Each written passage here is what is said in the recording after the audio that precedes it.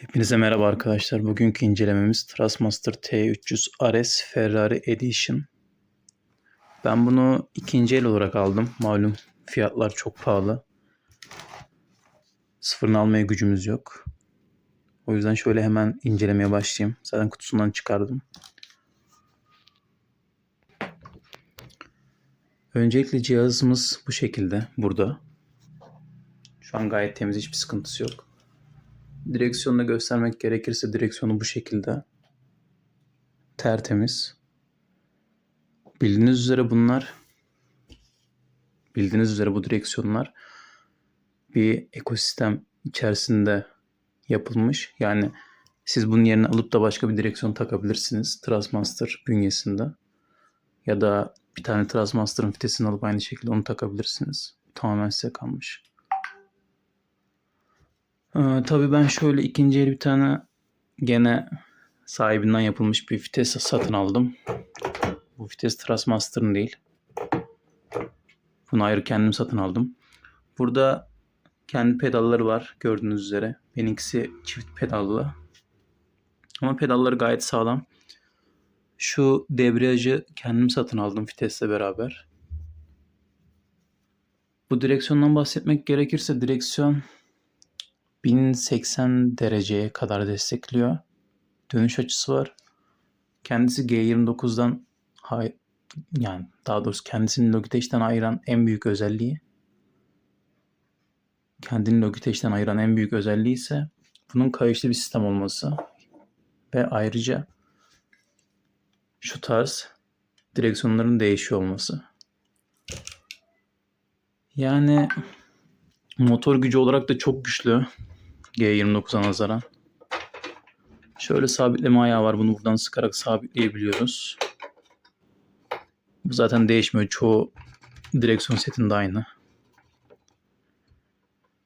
Yıllar önce Logitech Driving Force GT'nin videosunu çekmiştim. Ondan sonra bunu çekmek nasip oldu. Bu arada bu PlayStation 3, PlayStation 4 bilgisayar ve ayrıca PlayStation 5'te. Yani 5'te kullanılıyor mu tam emin değilim ama 3, 4 ve bilgisayarda kullanılıyor. Şöyle hatta direksiyonu da takayım. Direksiyon böyle tek elle takması bayağı zor. Şöyle çevirelim. Şu vida kısmı aşağıda olacak ya da yukarıda. Şöyle.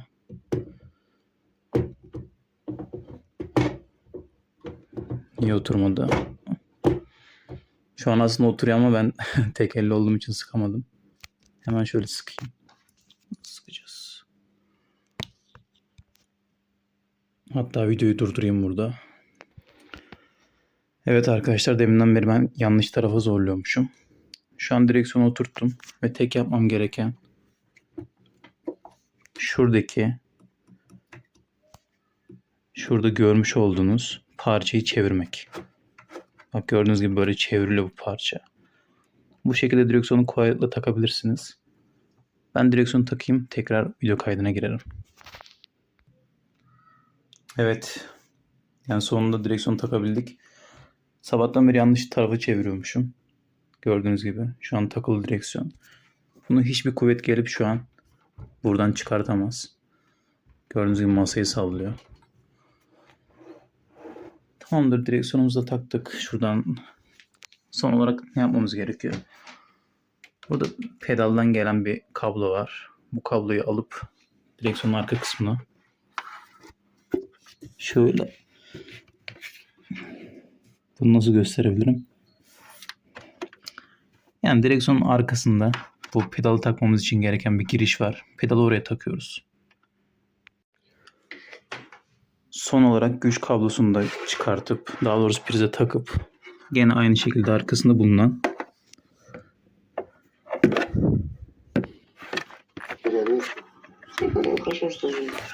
Değil, mecburuz diyor. Mecburuz diyor yaşamaya. Doğru diyor, çocuk doğmuş.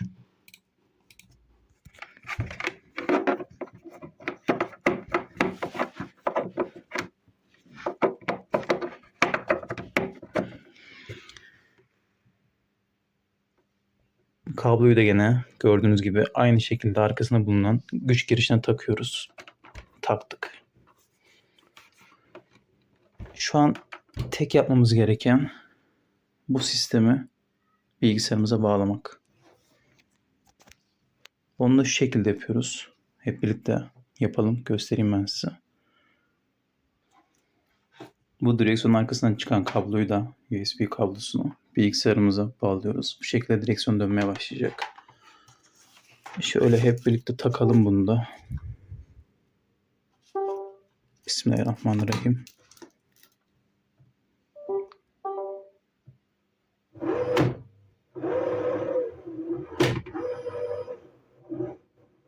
Gördüğünüz gibi şu an direksiyon kendini ortaladı. Bu demek oluyor ki düzgün çalışıyor. Zaten şu an sertleşti.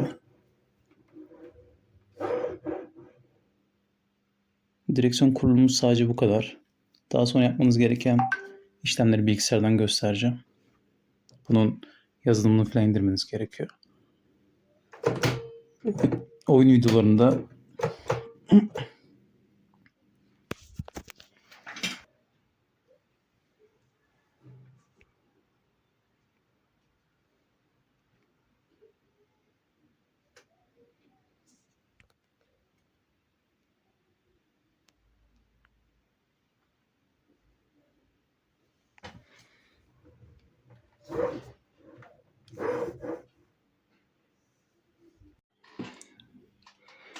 mesela ben şu an gaza basıyorum.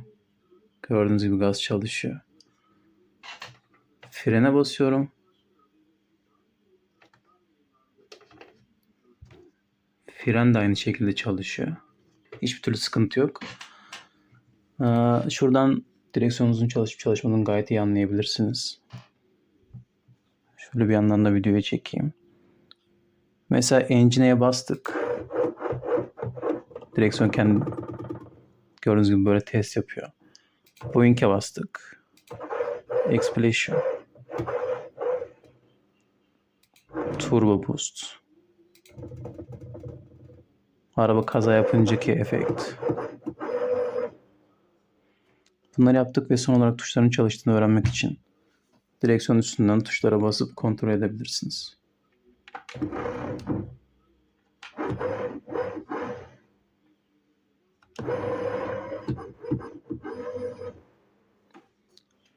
Tamamdır. Bunu gösterdiğimize göre şu an daha net gözüküyor. Bu arada şöyle aldığım fitesi de göstereyim size.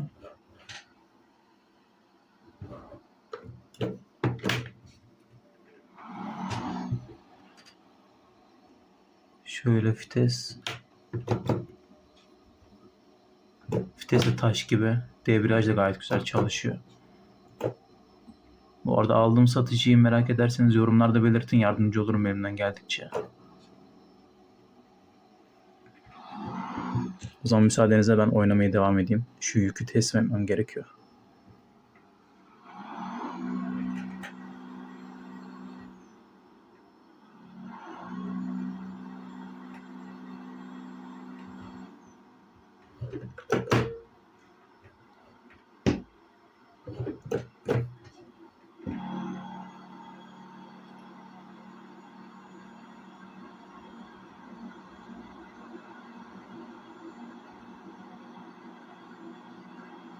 Çok iyi ya. Bu arada gayet geçerli arkadaşlar. Hatta şöyle çekeyim.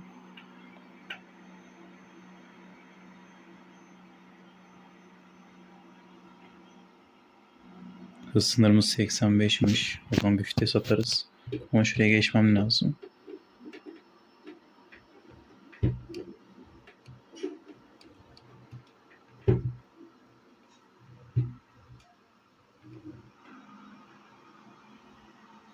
Mesela şu an 9'dayız. Kalkamıyor araba. Bunu ne yapacağız? Şöyle. Vitesi 7'ye aldım.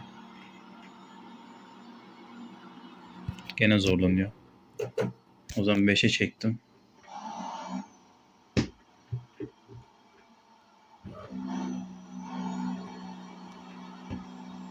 Gene kalkamıyor arkadaşlar. O zaman 1'e. Düştü şu an.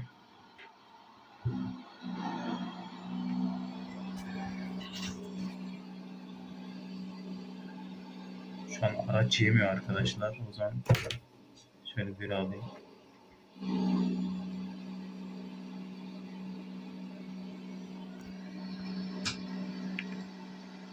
Burası rampa olduğu için muhtemelen şu an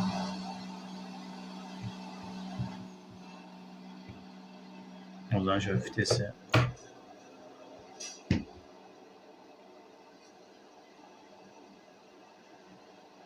bu arada yükümüz bayağı ağır.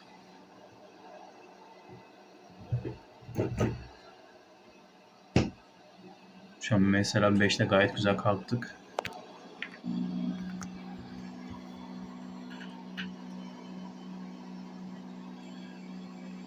Yavaş yavaş hızlanıyoruz.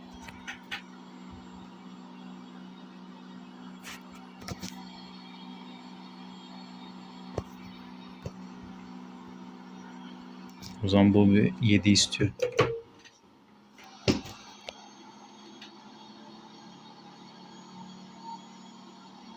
Gördüğünüz gibi arkadaşlar direksiyon taş gibi. Hatta şöyle göstereyim kendini toparlamasını falan. Bu arada ben force pack ayarlarına hiç dokunmadım orijinal halinde. Bunu daha da güçlendirebilir ya da daha da yumuşatabilirsiniz. Sıkıntı olmaz. O gayet güzel. Şu an hiçbir sıkıntısı yok. Direksiyona dair göstereceklerim bu kadardı. Bu arada üstündeki her tuş çalışıyor. Hepsine atama yapabilirsiniz kendiniz. Hiçbir türlü sıkıntı olmaz.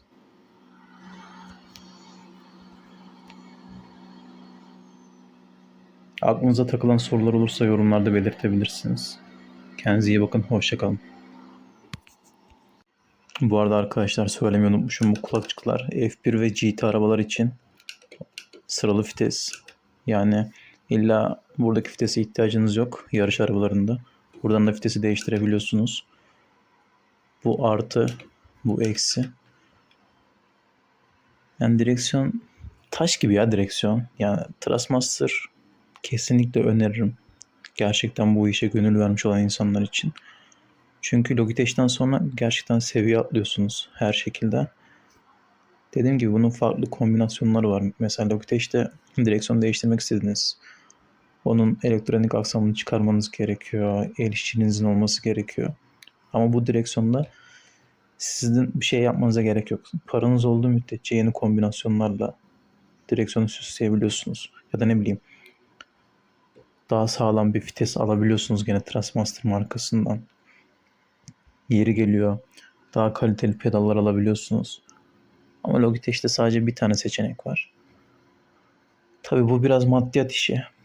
Öğrenciyseniz G29'da gayet işinizi görür. Hatta G20'de gayet işinizi görür. Hatta Driving Force GT'de gayet işinizi görür. Dediğim gibi başlangıç olarak zaten ben Driving Force GT'yi önermiyorum. Çünkü Euro Truck için debriyajı olan bir direksiyon seti değil.